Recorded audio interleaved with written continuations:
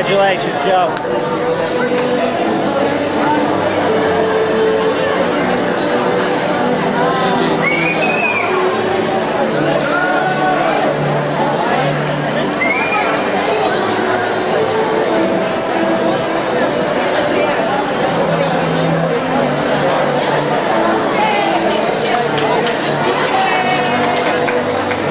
Tell me if you see Dan, and I'll try and take a picture.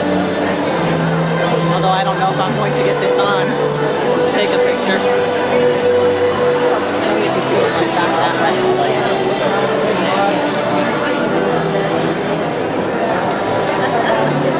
You know what though? I have to adjust my thing.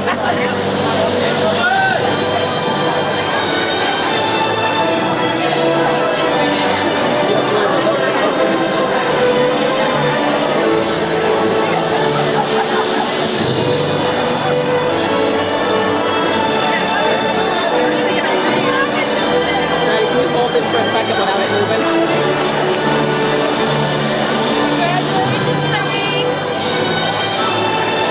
Just want to see how far I am. Oh, there he is.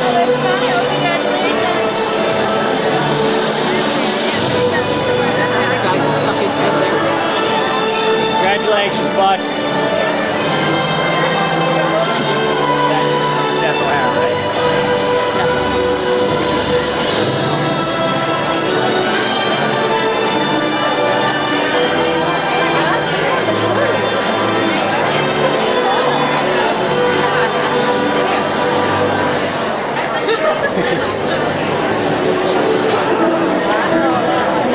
And I donate, Sasha. No, because look at a kid in front of Dan.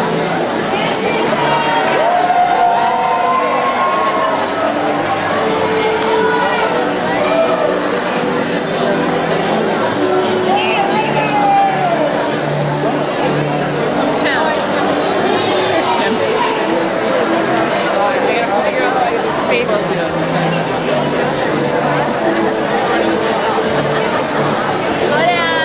I can't go any slower.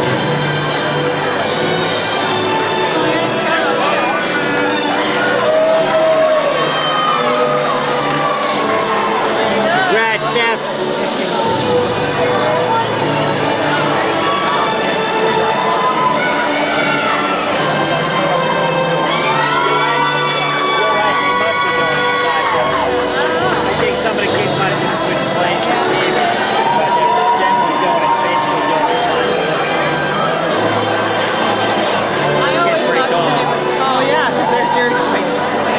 Yeah, I Stop. don't know. Oh, and there's some more girls, so there's obviously more girls in there. Oh, see, I thought there was more boys. Jerry's got to be down near the front because he's the one who's on the speech. Yeah, no doubt. Right, but I'm saying there's girls coming down here now, so there's got to be more girls.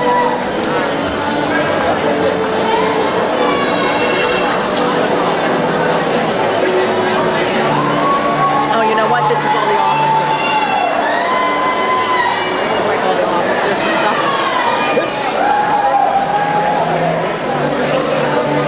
No, not never saw that tangent. They both look alike.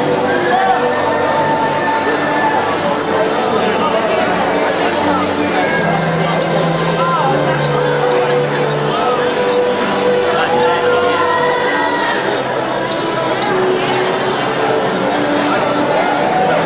And there's our valedictorian.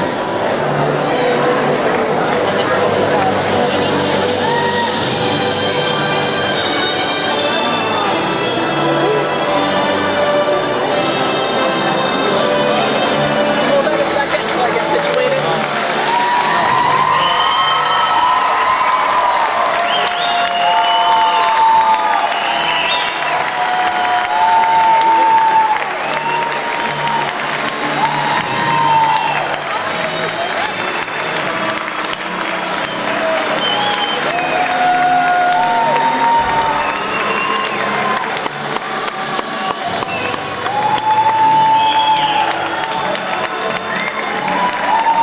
Someone needs to sit down.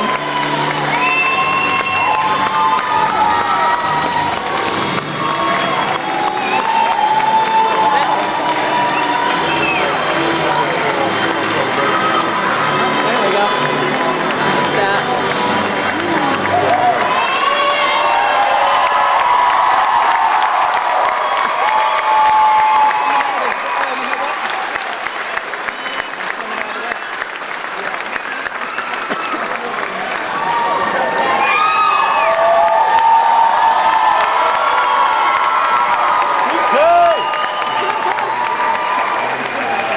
At this time, I would ask the class of 2015 to look to the balcony for a class photo.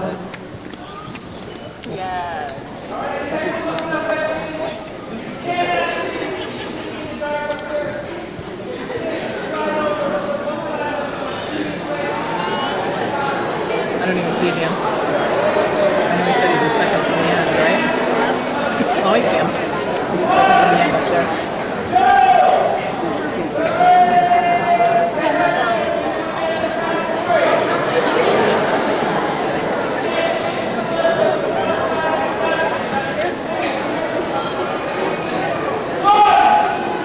That's the stuff you can zoom in. Yeah.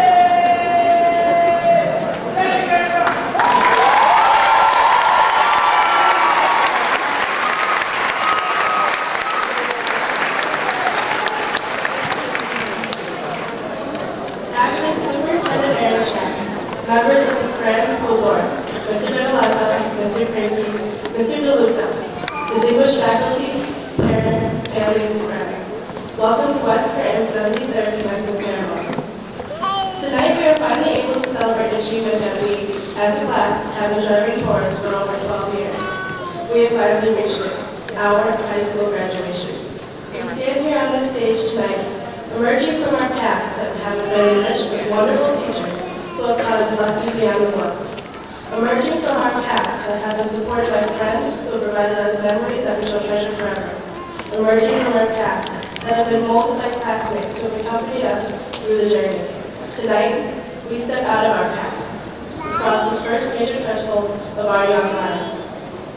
Since this is the last time we will stand together as a group, we must not forget the imprint that we have left on our beloved school. We have readily accepted that what our high school has had to offer us and shape West Scranton in our own way into the beautiful uniqueness that she represents here this evening. And I hope our alma mater recalls us as fondly as we shall remember her. Tonight we leave West Scranton as 2015 graduates, diploma in hand, tassel turned to the right. Tonight we also leave each other to go in pursuit of our dreams. We leave our teachers, our friends, our classmates, and for many, we leave behind our parents who have sacrificed so much to provide us with their unconditional love and support. We must take the passion and love that they have shown us and chase down our own individual destinies. As we leave here tonight, we leave with an earned freedom that will allow us to figure out what we are called to do, where we are meant to belong, and who we really are. We are all on a journey now. Life will begin when we choose to start living. Look at life with new eyes each and every day. Show compassion and courage and become someone who is truly, truly happy. I congratulate each and every one of you tonight, and I hope this feeling is as sweet for you guys as it is for me. Thank you and welcome again. Andrew Simpson will now lead us in singing the national anthem. Please rise.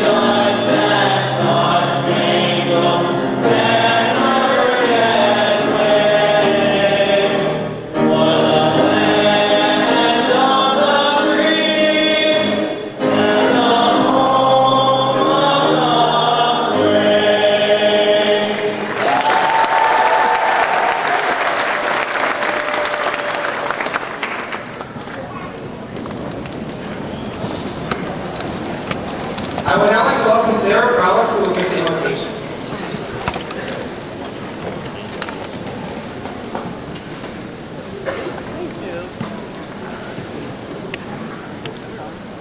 On behalf of the West Scranton graduating class of 2015, I would like to thank Acting Superintendent Mary Jack, honorable school board members, administration, faculty, family, and friends for joining us tonight in celebration of our accomplishments. Tonight we have the opportunity to sit together one last time as a class and remember all of the connections we made with one another. We have the chance to acknowledge how much we've grown and smile because we did it together. Because of the diversity in our class and school, we've all had the privilege to adapt and build relationships with different types of people, preparing us for the big world out there. Without our family, friends, and teachers, we would not be sitting here in front of you tonight. Your unwavering love and sacrifices helped us to not only get an education, but also to grow into the young adults that sit before you. These halls have served as a home for us for 720 days out of the past 4 years. In addition to being a safe place to learn, West Scranton High School has been a place to grow, a place to be involved, and a place to find companionship amongst one another. As we go on to wherever life may take us, let us remember each other, let us remember this building, and let us remember the lessons we learned here. May our eyes always be filled with a sparkling wonder, and may our minds always be open. May our endeavors make us successful, and our kind hearts make us great. As we travel on our different paths, let us remember that we all started at the same place, and we will always bleed blue. Thank you. And now the president of the class of 2015, Andrew Simpson.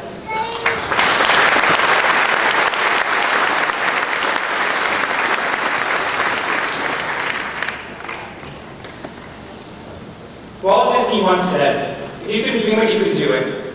All our dreams will come true if we have the courage to pursue them. High school is a time in which students start to ponder what their future holds.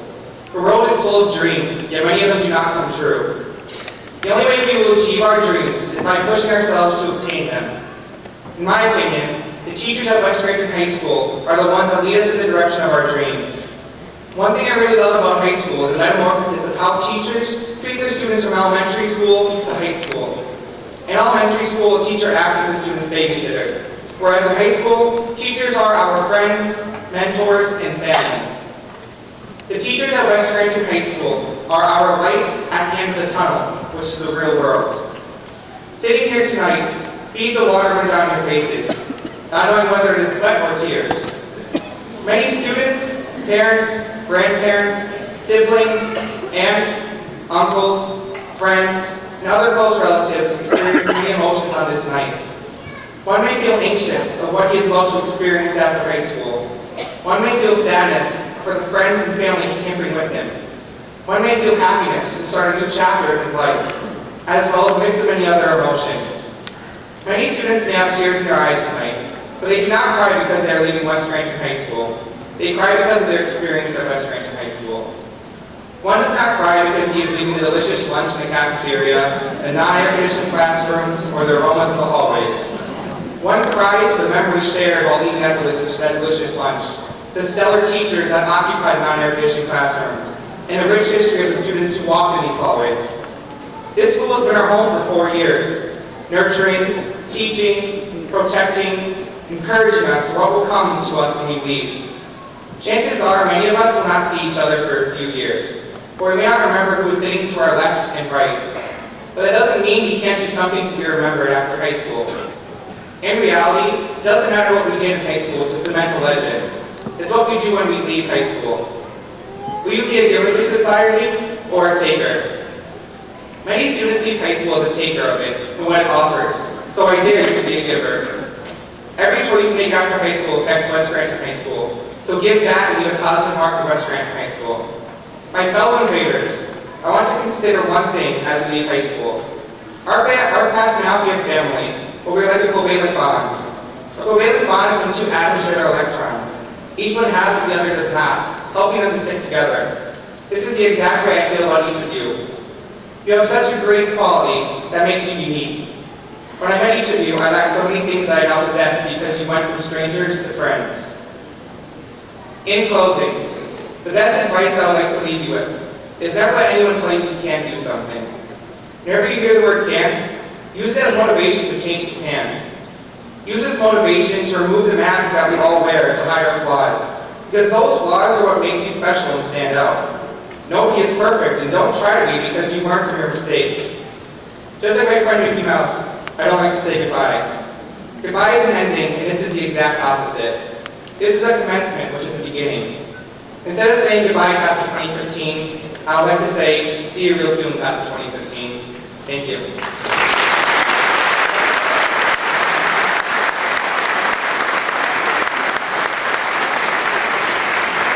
At this time, I'd like to introduce you to the class of 2015 valedictorian, Jason Pulauskas.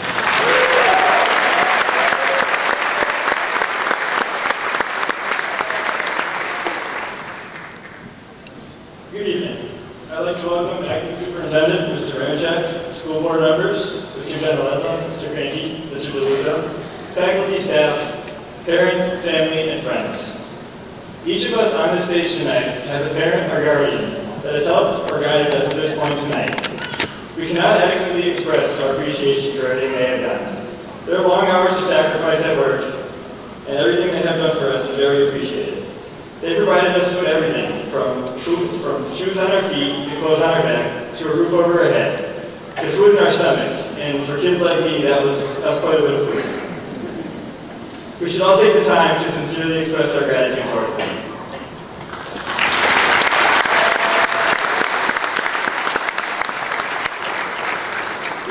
In today's society, having an education has become almost invaluable, it seems. Most of us have spent the hours of 8:30 to 3 o'clock in a school building from the last 12 to 14 years. Our teachers have taught us the alphabet, how to count, how to even spell our own names. Many of them have left an everlasting impression on us. Some of us had the opportunity to have our teachers as friends, mentors, or even role models. We could turn to them for advice or just talk to them about our daily problems. For everything they have done, we thank them too.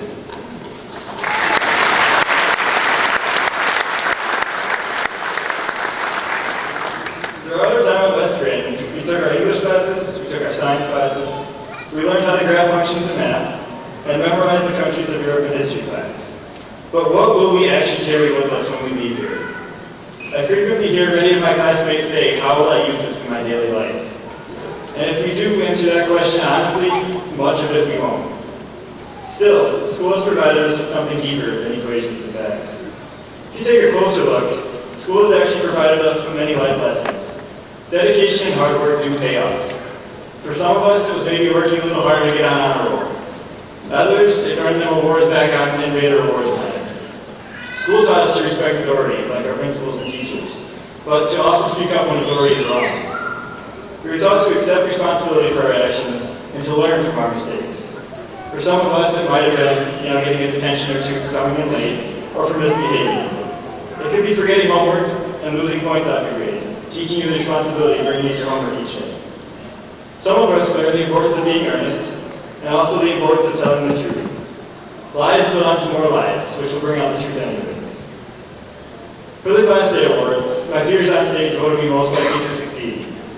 While this was a great honor, to be honest, I was quite confused as to why so many people said they would vote for me. What makes me stand out from the rest of these people here? I started thinking, how can we determine right now who may or may not be successful? Or the bigger question, what does it mean to be successful? How will I know when I hit success? Does it just hit me one morning when I wake up? Probably not. One night, I was working with Antonio Seco, and we began talking about, owning expensive cars, big houses. We mentioned Bill Gates having a net worth of $80 billion, and how successful he truly was. It was at this point that my boss, Vincenzo Seco, interrupted us. He asked us, is Bill Gates truly successful? Does money automatically equal success? He told us that each person has their own definition to success. When you think about it, Bill Gates is the only judge of whether or not Bill Gates is successful. For some people, having that great deal of money is how they define success. So once they hit that money, no matter what else they do, they consider themselves to be successful. Most of you sitting here in front of me might have been buying your first house or your first car, starting a family. After my conversation with the two, I had to take a step back to consider what I define success. After a few days, some headaches, I finally came up with my own definition.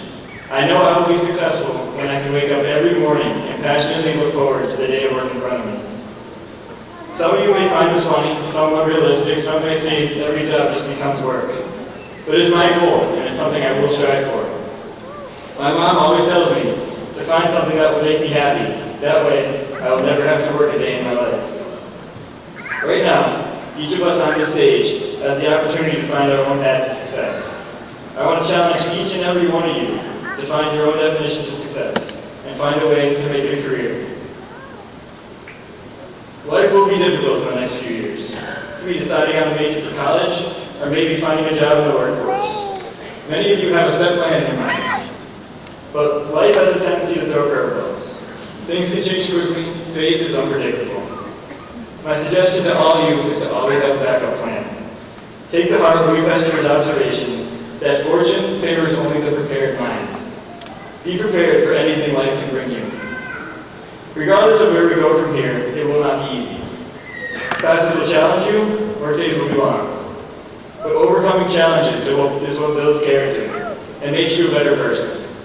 The difficult times in life show you how to enjoy the good times. I see too many people afraid to step up to that challenge nowadays and just to give up when the going gets rough. It's much easier to quit than persevere, right? One thing my dad tells me frequently is that there are two options to everything I do in life. There's I wish I did, and then there's I'm glad I did. I can sit back and imagine what I could have been doing, maybe wish I was in that spot that somebody else is in, or I can sit back and be proud for what I did. If you give up, who knows what would have happened, where you could have been. As we graduate from Scranton tonight, I try to remember that what we learned here and what we learn in the future should not just be kept to ourselves. Rather, we should use it to improve our society and even our local community here. Something else my dad has preached to me ever since I was a little boy was to always help others. A minute or two of your time could go a long way for somebody else. This could be something as simple as maybe helping somebody cross the street, or maybe even helping a neighbor carry in a TV or a sofa. Time is a funny thing. It's actually one thing that it's the most valuable thing you can truly give to somebody, because it is the only thing you can never get back in life, no matter how much you give. Helping others can almost be motivated by selfishness, though, when you really think about it. Volunteering leaves you actually feeling better about yourself maybe than the other person does. I mean, at that point, you can call me selfish, because I see no greater thing than helping another person. It's a really great moment when they can smile and thank you. Back in 8th grade, we were all required to read the book, The 5 People You Meet in Heaven. Some of us took it as just another book, but it truly took on a greater meaning for me. It has been the only book to really change the way I view life. The book shows how much you actually affect the life of another individual. There's a quote from Mitch Allen on the book. There are no random acts. We are all connected. You can no more separate one life from another than you can separate a breeze from the wind. To show you how this may relate to your daily lives, say you and another person arrive at a stop sign together when you're driving. Say you're not in a rush that day, you're on time, and you let them go first. Those 2 extra seconds that you took to let them go. They missed being hit by a car farther down the street. Your patience at that moment helped them avoid tragedy, maybe even disaster for all you know. Maybe as you pass someone on the street, you just throw them a quick compliment, like nice hat or nice shoes or something. How long did that take you? 2 seconds? Well, maybe that person had been struggling with depression, really down on life, and that one compliment built them up to get through that day and maybe make it through that tough time. You'll never know just how much your actions can affect the life of somebody else. To my senior class, we, as the West Scranton High School class of 2015, have the opportunity for a fresh start right now.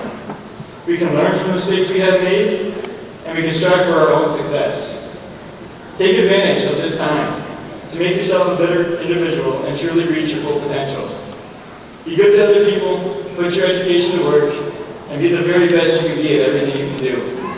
I wish each and every one of you the best of luck. Farewell.